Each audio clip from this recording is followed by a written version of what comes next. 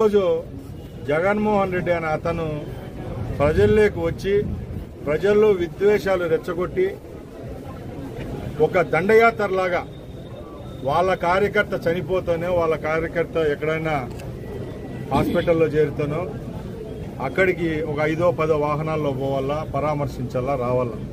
ఒక దండయాత్రలాగా పోయేది.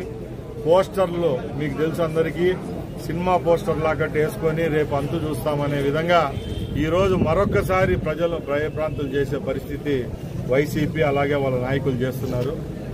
మేము ఒకటే చెప్తున్నాం, 1 సంవత్సరం పూర్తి చేసుకున్నాం. 1 సంవత్సరంలోనే ఏ విధమైన సంక్షేమ పథకాలు ఇవ్వాలో, అభివృద్ధి జరగాలో అది చేసి చూపించేదానికి మీ ముందరకు వచ్చి 360 రోజులు పనిచేస్తే ఈరోజు రాష్ట్రంలో ప్రజలు దాన్నే ప్రేమగా మమ్మల్ని చూసుకుంటున్నారు. ముఖ్యంగా గత 10 రోజుల ముందు సుమారుగా 64 లక్షల మందికి 8,500 కోట్ల రూపాయలు అకౌంట్లో జమ చేసినామంటే అది కేవలం గౌరవ ముఖ్యమంత్రి చంద్రబాబు నాయుడు గారికే దక్కుతుంది.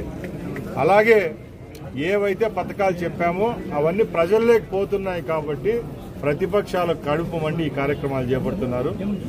నేను వైసీపీ కార్యకర్తలను కూడా ఒకటే కోరుకుంటున్నా, మీ నాయకుని మాటలిని మీ నాయకుడు రెచ్చగొట్టే విధానాన్ని మీరు అవలంబించుకొని ఈరోజు ప్రజల జోలికి వస్తే చూసి ఓర్చుకునేదానికి ప్రభుత్వం లేదు. ప్రభుత్వం చట్టపరంగా చర్యలు తీసుకుంటుంది.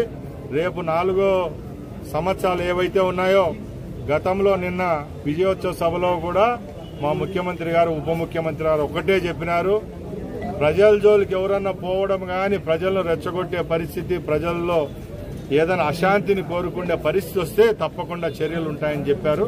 దానికి ప్రభుత్వం కట్టుబడి ఉండి ముఖ్యంగా ఇంకా మిగిలిన సంక్షేమ పథకాలు ఏవైతే ఉన్నాయో అవి కూడా రాబోయే కాలంలో అందరికీ చేకూర్చేదానికి ప్రభుత్వం చర్యలు తీసుకుంటా ఉంది.